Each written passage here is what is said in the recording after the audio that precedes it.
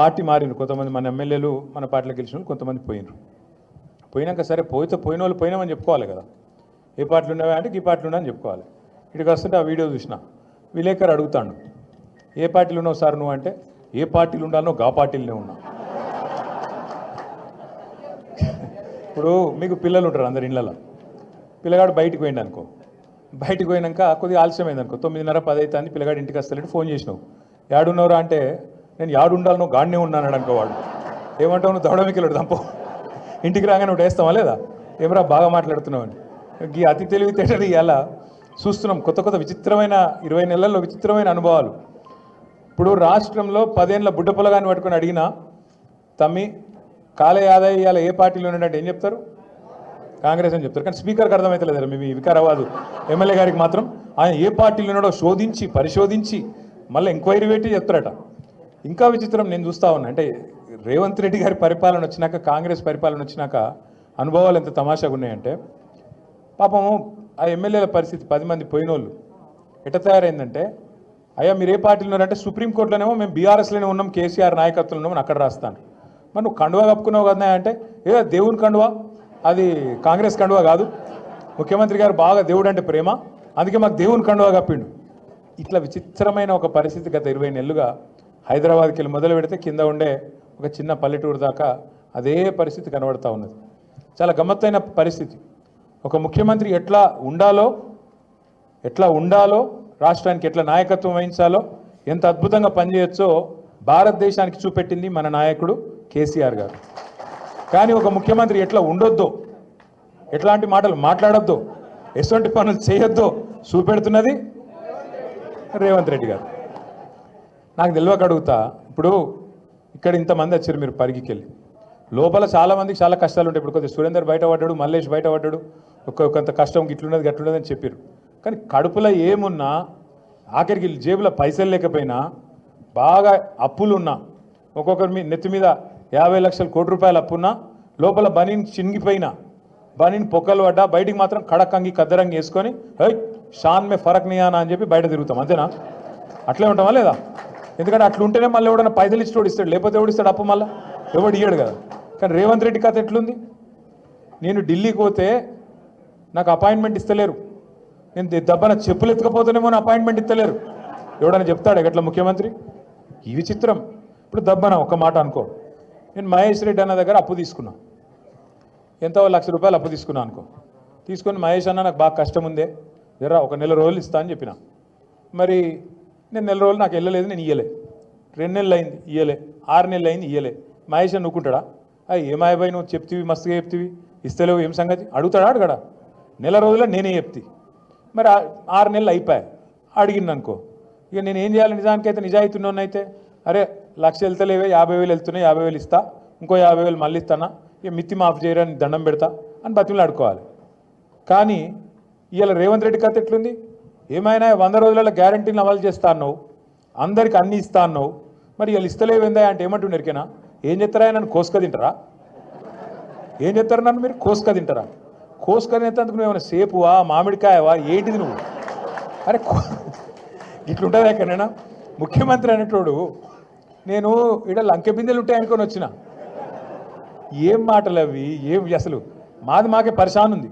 సబితక్క ఇవాళ కాదు, ఇప్పుడే సత్యక్క చెప్పినట్టు, సబితక్క రేవంత్ రెడ్డి గారు జెడ్పీటీసీ కాకముందే మంత్రి అయిన మరి సీనియర్ నాయకురాలు. అట్లాంటి సీనియర్ నాయకురాలకి నిన్న మహేశ్వరం నియోజకవర్గంలో ఓడిపోయినమో కుర్చీ మీద కూర్చోబెడతారట, గెలిచిన వాళ్ళని మాత్రం కింద కూర్చోవన్నట్టు. మనం పిచ్చోళ్ళక వాడు కారు అట్లు ఇస్తుంటే, వాడు ఇంకోటి చేస్తుంటే, పోజులు కొడుతుంటే మనం చూడాలంట. అక్క ఏమనలే పాపం, కానీ కార్యకర్తలు ఊరుకుంటారు కదా. అరే మా మేడంకి అవమానం జరుగుతుందని లొల్లి పెడితే, ఇలా హోంమంత్రిగా పనిచేసిన అక్క మీదకి ఇంతంత పోలీసు వాడు ఎగిరిపోయి రెచ్చిపోయి మాట్లాడుతూ ఉన్నాడు. నేను ఇలా పరిగి మాత్రమే కాదు, రాష్ట్ర వ్యాప్తంగా ఉండే కలెక్టర్లు, ఐఏఎస్ ఐపీఎస్ అధికారులకు నేను ఒక్కటే గుర్తు చేస్తున్నా, గుర్తు పెట్టుకోమని చెప్తా ఉన్నా. ఇలా మీరు పచ్చి అబద్ధాలు ఆడుతూ ఉన్నారు ఐఏఎస్ అధికారులు కూడా. మొన్న ఇక్కడ చూసిన నేను ఖైరతాబాద్లో ఒక ఐఏఎస్ అధికారి, ఒక ఐపీఎస్ అధికారి, ఇద్దరు చిలక పలుకులు వలుపుతున్నారు. ఏమని? 10 ఏళ్లలో ఒక్క రేషన్ కార్డు ఇవ్వలే. కాంగ్రెస్ వాళ్ళు మాట్లాడినట్టు మాట్లాడుతున్నారు. నేను వాళ్ళందరికీ ఒకటే చెప్తా ఉన్నా, ఎక్కువ టైం లేదు, 2-2.5 ఏళ్లలో మళ్ళీ మేమే వస్తున్నాం. ఎవడెవడో ఎవరైతే ఎగిరెగిరి పడుతుండ్రో,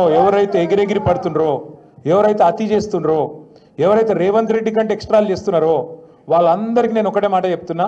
నేను ఇదివరకు కూడా చెప్పినా, మళ్ళీ కూడా చెప్తున్నా. బరాబర్ ప్రతి పేరు రాసి పెట్టుకుంటాం, ప్రతి ఒక్కరి మాటలు యాది పెట్టుకుంటాం. ఇదివరకు లెక్క మాత్రం ఈసారి ఉండదు. అన్ని లెక్కలు హిసాబ్ కితాబ్ సెటిల్ చేసే బాధ్యత నాది. సురేంద్ర ఒక మాట అన్నాడు, వాస్తవం అది. 10 ఏళ్లలో ఎన్నడూ మాకు ఇక్కడ అవకాశం రాలే అని ఒక మాట అన్నాడు, వాస్తవం. 10 ఏళ్ళు మేము ప్రభుత్వాన్ని నడిపినాం, రాష్ట్రాన్ని నడిపినాం. అంటే కొత్త రాష్ట్రం, కష్టపడి తెచ్చిన రాష్ట్రం, పిల్లగాళ్ళు చచ్చిపోతే వచ్చిన రాష్ట్రం, కేసీఆర్ నాయకత్వంలో కొట్లాడి తెచ్చుకున్న రాష్ట్రం. ఇటువంటి రాష్ట్రంలో ఇల్లు చక్కదిద్దుకున్నట్టు మరి కొత్త సంసారం, కొత్త కాపురం కాబట్టి బ్రహ్మాండంగా చేయాలి. మంచిళ్ళేంది, పొలాలకు సాగునీళ్ళేంది, సంక్షేమ పథకాలేంది, పరిశ్రమలేంది, చెట్లేంది, పర్యావరణం ఏంది, ఒక్కొక్కటి తపస్సు లెక్క తీర్చుకుంటూ వచ్చినాం. ఎలా గర్వంగా చెప్పుకోవచ్చు ఏం సాధించింది తెలంగాణ 10 ఏళ్లలో అంటే. సరే, మనం 1.8%తో మనం ఓడిపోవచ్చు. ఇప్పుడే మహేష్ అన్న ఒక మాట అన్నాడు, కొత్తగా గిన్ని గ్రామ పంచాయతీలు చేసినాం, గిన్ని తాండా పంచాయతీలు చేసినామని. ఎప్పటి నుంచో చెప్తున్నారు కాంగ్రెస్ వాళ్ళు, 78కెళ్ళి తాండాలు పంచాయతీలు చేస్తామని. చేసిర్రా? మళ్ళా కేసీఆర్ వచ్చినాకనే బ్రహ్మాండంగా ఇవాళ 3400 తాండాలు, పల్లెలు, పంచాయతీలు అని చేసుకున్నాం. అట్లాగే కొత్త మండలాలు చేసుకున్నాం. మీ మహమ్మదాబాద్ కూడా అయింది కదా, చౌడాపూర్ అయింది, మహమ్మదాబాద్ అయిందా లేదా? రెవెన్యూ డివిజన్లు చేసుకున్నాం, కొత్తగా జిల్లాలు చేసుకున్నాం. వికారాబాద్ జిల్లా కావాలని ఎప్పటి నుంచి మీ కళ? ఇవాళ ఇక్కడికి వచ్చినాం, చాలా దూరం వచ్చినాం అంటారు. ఒకప్పుడు రంగారెడ్డి కలెక్టరేట్ ఎక్కడుండే? హైదరాబాద్లో లగ్డికాపుల్లు ఉండే. మరి ఇవాళ ఏడుంది మీ కలెక్టరేటు? వికారాబాద్లో మీ కూతవేటు దూరంలో ఉన్నది. అంటే ఇవన్నీ కేసీఆర్ చేయలేదా? చేసుడే కాదు, స్వయంగా ఈరోజున్న మంత్రి కోమటిరెడ్డి వెంకటరెడ్డి చెప్పిండు, మన కలెక్టరేట్లు ఉన్నట్టు కొన్ని రాష్ట్రాల సెక్రటేరియట్లు కూడా ఉన్నాయని చెప్పి నేను చెప్పుడు కాదు, స్వయంగా ఇయ్యాలున్న మంత్రి కోమటిరెడ్డి వెంకటరెడ్డి భువనగిరిలో చెప్పినాడు. అద్భుతంగా కొత్త పంచాయతీలు, కొత్త తాండాలు, కొత్త మండలాలు, కొత్త రెవెన్యూ డివిజన్లు, కొత్త కలెక్టరేట్లు, ఐఏఎస్ ఐపీఎస్ అధికారులు మీకు అందుబాటులో, మీరు యాడిగో 100 కిలోమీటర్లు పోయి అక్కర లేకుండా మీ గడప ముంగటికి పాలన తెచ్చిన నాయకుడు కేసీఆర్ గారు. అది మాత్రమే కాదు, ప్రతి గ్రామంలో భారతదేశంలో ఎక్కడ కూడా లేదు ఇవాళ మన దగ్గర ఉన్న పరిస్థితి.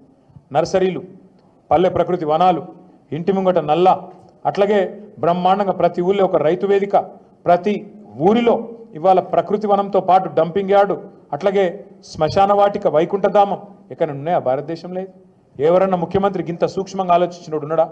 పల్లె ప్రగతి, పట్టణ ప్రగతి ఇంత పెద్ద ఎత్తున ఆలోచించి ఇవాళ ఈ వర్గం ఆ వర్గం అని కాదు, రైతులు కడుపులో పెట్టుకుని చూసుకున్నారు కేసీఆర్ గారు. 24 గంటలు కరెంటు వ్యవసాయానికి ఉచితంగా ఇచ్చిన ముఖ్యమంత్రి భారతదేశంలో ఎవరైనా ఉన్నారా? స్వాతంత్రం వచ్చినాక ఒక్కడు కేసీఆర్.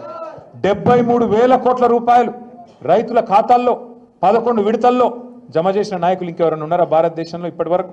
కేసీఆర్ తప్ప.